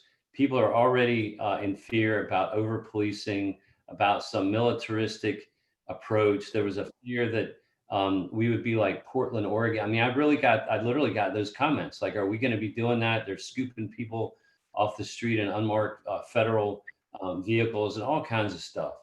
We did not do any of those things. So I had to have a lot of engagement, a lot of conversations to overcome the way that that press release went out and how it was received. And thank you, Jerry, for asking the question, because I think what I said was, no, we're not going to do stop and frisk. No, we're not going to just clean out every single street corner and just have some heavy-handed approach. We are going to be out in the neighborhoods. We are going to be getting guns off the street in those areas where we've had the shootings, in those areas where we know that there's repeat offenders and they're dealing drugs, and we're getting complaints from the communities and the communities that wanted more of us out there. But we're going to be selective about it. And the top tier, the number one priority of that initiative was to get out of our cars and do everything that we just described. These pop-up events with the basketball hoops, getting out with the kids, being approachable, being friendly. That was the number one thing. And the feedback that we've gotten has been overwhelmingly positive. I am not aware of any complaints that have come out of it. If there are, we'll investigate it and we'll deal with it accordingly. But I'm not aware of any complaints, but we've gotten a lot of compliments. But there was a lot of concern from a lot of groups that communities were going to be over-policed and that there was going to be some militaristic presence. That did not happen. I assured people that wasn't going to happen, but we had to overcome the way that we worded it. So it was essentially a 2-week deployment that ended on Sunday with SLED. We're trying not to wear out our other partners because they have a lot of other responsibilities around the state. They have responsibilities in particular in Myrtle Beach and other places that have been really busy, Columbia and others. And so they have ended their commitment unless we ask for more help. They've helped us with some of the protests and they've helped us with a variety of things. We're approximately, let's just say, close to 70 sworn officers under complement. Why does that relate to this conversation? Well, overall, maybe I got 10 officers from SLED and maybe I got 10 from the Sheriff's Department. That's not like over policing. That's not creating some huge additional force overnight. That's saying, hey, we have some areas that we want to work on. We have our investigators that are really busy with these investigations from these violent crimes. We want to be out in all of our communities, not just on the peninsula, not just in King Street, but all those areas that I listed earlier that we've had some concerns and issues. We're going to continue to do that. The Sheriff's Department continues to always help us. They've been a part of, they're responsible for the entire county. And part of that includes the city. And we're trying to build a good relationship where they can help us in some areas sometimes. But in the end, we didn't have some big militaristic presence. The other thing that people were concerned about, we said that we were going to create traffic. I'm trying to think of the terminology, but like blockades within the city. We did not do that. Checkpoints. Thank you. We did not do that. What we did do is we looked at the data where we had our fatalities, where we had our biggest areas with DUIs, where we had our collisions, where we had our biggest complaints. And we did work traffic in those areas and we had some visibility and we had some successes, but it was more focused based on data, on problems, and not just going into neighbors and stopping everybody that moved. That's what has happened in the past. And our press release brought up those fears of the past. I think legitimately so, frankly, lesson learned from me. And I've had a lot of conversations about this with a lot of different people. And I said, judge us on our actions, not just on that press release and the how that conveyed information in a way that was not very well received. And so far, it's been very positive. And again, we had another murder just less than 2 days ago. Thanks, Chief. Now, you said that Officer Walker was going to give us screening process and officer development and promotion. Is that correct? Yes. Okay. Yeah, that's going to be Tony Cortella. Gonna give Okay. But I'm here. Thank you, sir. You're there. Do you want to take the diversity and the command? I know you're going to talk about the command piece.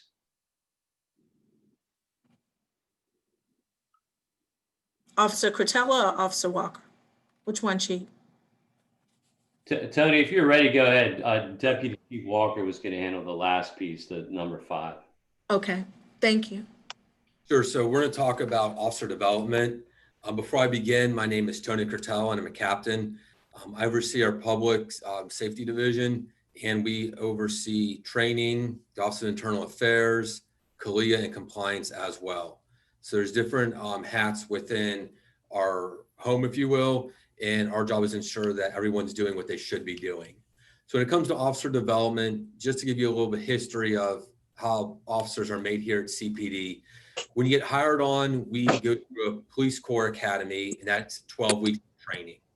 This training, it includes academics and also hands-on, and you're taking tests throughout that, whether it's for the academy or internal test as well. After you graduate police corps, then you go to the South Carolina Criminal Justice Academy for 8 weeks. And upon successful completion of that, you enter our patrol training officer program, which is 14 weeks long. In the patrol training officers program, we cover policy, procedures. There's a community oriented policing piece in there. There's a traffic piece in there. So we truly encompass the whole department in those 14 weeks. Once you graduate from the patrol training officers program, you're released for independent duty. And then that's when your journey becomes a police officer with the Charleston City Police Department. Every year, every officer at the Charleston Police Department gets a minimum of 40 hours of training. And this is known as block training. It's a week-long program that we host here internally. And the topics that we cover for the training is ethics, and that could be a portion of fair and impartial policing, personality and prejudice, de-escalation and de-escalation techniques, or EPIC training. We also do a block on driver training, a hands-on portion, and also a classroom portion that talks about maybe updated laws or different policy and procedures, and then how they'll affect us. We also go over defensive tactics. Once again, that's just not hands-on. That's also a classroom portion as well. That discusses the laws, what force we can use, and when we can use that type of force. We'll spend a day at the range, and that's just not, shooting at the range. That's also a classroom portion that talks about our use of force procedures and any relevant court cases that may have came up in the last year or so that deals with use of force issues that we may encounter as a police officer. Then Thursday is generally our scenario-based training day. The scenario-based training could deal anything from a disturbance to a loud music call to a subject with some mental health issues and how we respond to that, or it can be active shooter presentation as well. Then our last day of training kind of rounds up with either a piece from the mental health training for either law enforcement or citizens. There's some type of either first aid, CPR, or TAC med that we have to do every year, and then also a legal update as well. So every officer gets that minimum of 40 hours training every year. And then in addition to that, there's other training opportunities for them that we offer both in-house and also out of house as well. And that's just for the general patrolman, if you will. In reference to our senior command staff for lieutenants and above, we encourage to go the extra mile, and we offer some senior leadership training. That could either be at the FBI National Academy, the Southern Police Institute, or the Senior Management Institute for Police. And for the last 4 years, we have sent numerous officers to those about twice a year. And that kind of goes on a cycle. So when you get promoted, that's an expectation as a lieutenant that you'll receive that leadership training as well. We also offer department mentorships here and also a job shadowing program that we just started. So if you're a junior patrolman and you want to see what narcotics does, that you'll go there for a job shadowing program just to see what it is. And it's more about learning the basics of it than just kind of jumping in with your wet feet and really not knowing what you're doing. And that's just a condensed version of everything that we're doing here for officer development.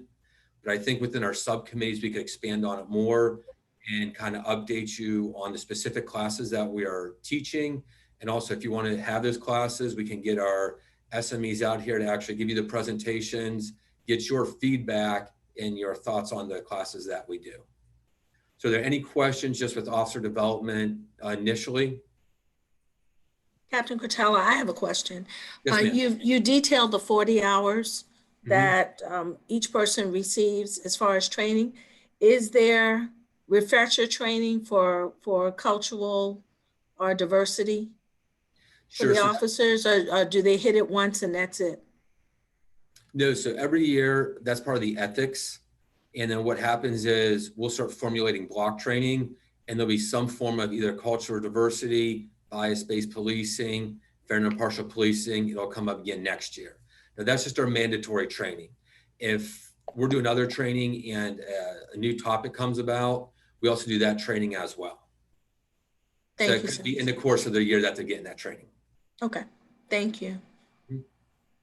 Other council members, any other questions for Captain Cortella? I have one question. Captain, did I understand correctly that the council could be provided with a brief but concise presentation from the instructors as to what takes place during that 40 hours? Sure.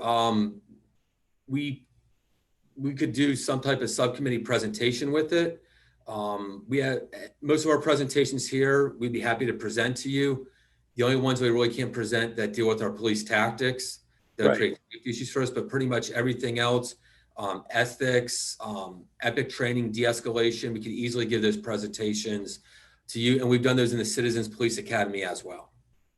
I mention that because I know when I first came on board, we went through some of that training and there were a lot of things, and a lot of us, some of them are not here now, but we learned a lot of things we assumed, which was incorrect. And we learned a lot about the amendments, about situations, your reaction time, what you get. I just think it'd be really good since, number one, we do have some new members, and number two, refresher courses for us old dogs is not a bad thing. So whatever you want, just let us know, and we'll be happy to work something out to get you the materials. Thank you. Thank you. Any other questions? Thank you, Captain Cortella. Moving on. Appreciate your time. Yeah. I'm just going to continue the promotional process. Okay. So on the promotional and we're also going to, right after you finish, we'll go right into diversity in the command staff. Since my clock is saying 7:16, I'm trying to make sure I keep us on schedule, everybody. This will be Thank quick. you, sir. Let you know. I'll be brief. Look at you. You always say that, Captain Walker. So the promotional process, we have one here. It's outlined in our General Order 21. That document, if you would like to read it, it's publicized on our website. And that document we can give, it's a public document. And that more or less outlines a promotional process and what it takes to make each step here at the Charleston City Police Department. It has been revamped within the last 2 years. The biggest revisions have come from using external resources rather than internal resources to more or less evaluate the candidates' qualifications and the different aspects that they go through. And that's just to kind of keep any biases that an internal candidate might have and really rely on those external candidates. The majority of stuff that we do here is uniquely identified by a special ID given to you. So to try to keep out everyone's name, we do that the best we can. And that's especially for the external candidates, they don't know that. The test material is created by someone outside of CPD. She doesn't know anything about us. We give her the test or what we need the test material on, and she creates the questions, and then how that material is advised. So we're not making the questions in-house. There's no way for anyone to help anyone, if you will, or help them advance that have an unfair advantage. And all that stuff is published in our policy if you want to read that, and we can get that to you. Is that new, Captain? Is that process new? No, we've always had that process. I don't know if it's ever been spoken about publicly. The biggest change we made was using the external factors within the last 2 years. That'd probably be the biggest change of the policy. But otherwise, everything's been in policy probably for the last 8 to 10 years. Tony, may I add? Yes, sir. Yeah, and just for the benefit of the council, the process isn't new. The external piece is new. You had two options: either find a process where we were taking it out of the hands of the department, that's for fairness, and you can either hire these assessment centers.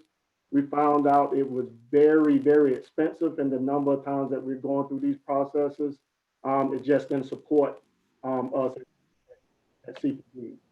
So the other option was reaching out to external agencies from around the area, not just necessarily in the Charleston area, but in other states to come in and assist us with best practices. So kind of did a hybrid of that, and it's been working out pretty good. And I think it's been in effect for about a year now. Thank you. Council, any other questions before we proceed to diversity in the command? I sent to Captain Walker in the chat that I always feel like we always have him last, Chief, and he's always getting rushed through his presentation. We're gonna make sure you go first. We're gonna talk to Chief Reynolds and make sure you go first next time, so you won't be rushed. If I could recognize Cheeto, he is now and has been now for a little while the deputy chief. So he's Oh wow! Congratulations. Thank you for correcting me. Deputy Chief Walker. Oh, I really feel badly now, council members. We got him rushing through, giving us a presentation in what, 10 minutes, 7 minutes here? It's no problem. Deputy Chief, thank you, sir, for your patience. It's no problem at all, but thank you so much. But before I get started, I'm just going to give you a quick breakdown of the command structure, what it looks like. And if we haven't already, we will provide you guys with copies of the strategic plan. In that copies of the plan, it has a bio and pictures of all the command staff, sworn and non-sworn. So that will be very helpful with you guys moving forward. But our command structure consists of those officers, the rank officers at the rank of lieutenants, captains, deputy chiefs, and ultimately the chief of police. We have 28 officers that fall into that category. Of the 28, 19 is what we call command, 19 lieutenants. The lieutenants are pretty much responsible for your teams 1 through 5 is your patrol areas, your special units and other units like that in the police department. We have 19 of those. 19 lieutenants, as far as the racial and gender breakdown, consists of 4 women, 3 of which are white females, 1 black female, 2 African-American males, and 13 white males. That is the lieutenants. As far as your senior command staff, senior command consists of your captains, deputy chief, and the chief. Of the captains, we have 6 captains billets. Of the captains, you have you have 2 African-American males and 3 white males. We have 1 vacancy at this time with Captain Searson being on a temporary assignment at the College of Charleston. So his is temporary vacancy. Of the deputy chiefs, we have myself, African-American male, and Deputy Chief Broughton is a female. Within this structure, you also, diversity is not just the gender and race, but, gender identification, LGBTQ. We represent a wide variety of different communities in our command staff. But that is kind of the breakdown of it, of the structure. When we're talking about diversity, the diversity don't start when we get to the rank of command staff. It really starts at our entry level with hiring. And that's kind of what we've been focusing a lot of efforts on in the process of trying to reach out to underrepresented groups. African-American, Latinos, brown, female, LGBT community, Muslims, Asians, whatever our community looks like, that's our target base. And from there, we try to mentorship, how to do their career so they can achieve, if they choose to stay here, the highest levels of the organization. So that's pretty much our goal as part of our strategic plan. It's something we've really been hitting home for the last 2 years really hard. And some of those things were brought out in our race-based audit. So that's kind of the abbreviated version of the structure. Like I say, I think you'll get a better idea once you get the strategic plan in front of you and you can see verbatim each area and who's responsible for what. Will you be able to make that available to us? Yes, ma'am. The plan is to get you, if you haven't already, you will get copies. I think it's very important for each council member to have copies of the strategic plan so they can have it on file. Okay. Thank you very much. Really appreciate that. Council members? Any questions for Deputy Chief? Cheetah, do you want to just briefly touch on the hiring process? One of the bullets that we didn't hit on yet is the screening process for new hires, and you've been a huge part of helping get a team together.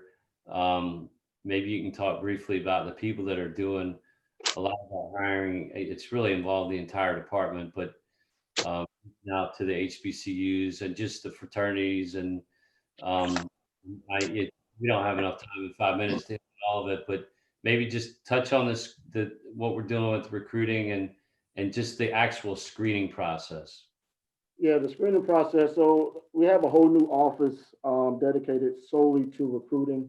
I think Terry's online, if I'm not mistaken. Here. Yeah, Terry, I'm sorry. I knew somebody was online for that. I'm here, sir. Go ahead, Terry. Yeah, Terry. Sergeant Mitchell's actually was gonna answer those. She's on as well. Oh, awesome. Yeah, but just for the sake of time, this is my team, and they are really doing an outstanding job, and you don't get enough credit for the major contributions they've made to the organization. So please, without Terry, please go ahead. Good evening. Good evening. I'm Sergeant Mitchell, and I am the supervisor for the recruitment team. And Officer Cherry is on the line. She's the recruiter. I'm just going to briefly run through the screening process for the new hires. And if you have any questions, you can ask me when I'm done. Like Chief said, we've been traveling around to various colleges last year, HBCUs, getting a lot of the students there to intern and possibly for employment. But anyone that's interested in filling out the application, they would go to the website, which is the city website. We have a Civic Plus, and they will upload all their information and necessary documents to that website. The application is screened for disqualifiers such as drug usage, criminal history, driving history, and credit.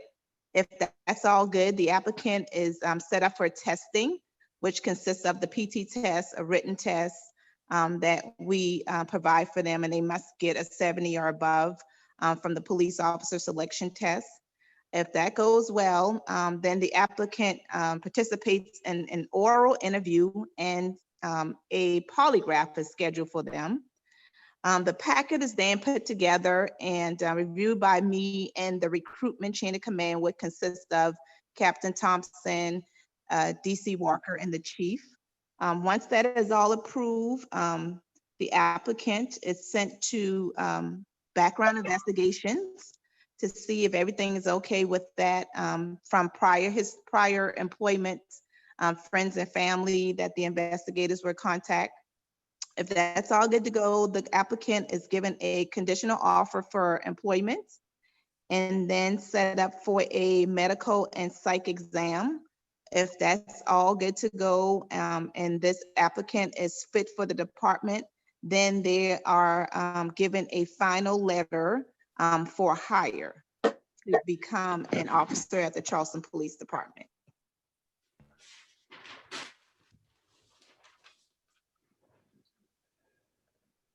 Thank you, Officer Mitchell, and welcome aboard. Good to meet you. And thank you, Officer Cherry, and both of you for being present on tonight's meeting. Deputy Chief Walker, thanks again for having members of your staff present to share that information with us. Council members, any questions for you regarding the information shared? Well, again, we want to thank the members of the Charleston City Police Department. Chief Reynolds, we so appreciate you and you having members of your staff present with us each time so that we can make a concerted effort to work towards the mission of this council. Council members, we have topics for our next agenda that I've jotted down from just our conversation here tonight. Review of the comments and questions we received that were posted at the site from today's meeting that you will receive by email. Subcommittee report outs, community outreach. Captain Thompson will be present. He already said he would be present to participate in our next meeting. And then I heard from what George Palmer was talking about, I heard maybe we might need to have an update, Chief, on the satellite offices or potential patrol areas that you're looking at, new and innovative things you're looking at doing in the community to share with us. If you have any other items that you would like us to meet with Steve, Bethany, and Chief and Wendy concerning our next meeting, please make sure you share that with me. Frank, you lit up. Did you have something you wanted to add? No, sorry. Oh, okay, no problem. No problem. I just didn't want to miss anyone. Thank you again, everyone, for your time. Our next meeting we have scheduled is October 1st. Any final seconds to go around? Fun. I have received 5 votes so far to my email. So if everybody else can just send me an email by close of business tomorrow, that way there I can send out an email and let everybody know. And again, that's our vote, council members, for the position of vice chairman. Yes. We have Joe Lysett and Paul Tamburino that are willing to volunteer their time to serve as vice chairperson. Those of you who've called in to participate in our meeting tonight, to listen in and encourage, we so much appreciate your time and efforts that you dedicated to sharing with us tonight. We look forward to you calling in and joining us on October the 1st for our next council meeting. With that stated, everyone, please continue to be safe and healthy. And we'll see you October 1st. Have a good night. Bye-bye. Thank you. Good night. Have a good night, everyone. Thanks. I know.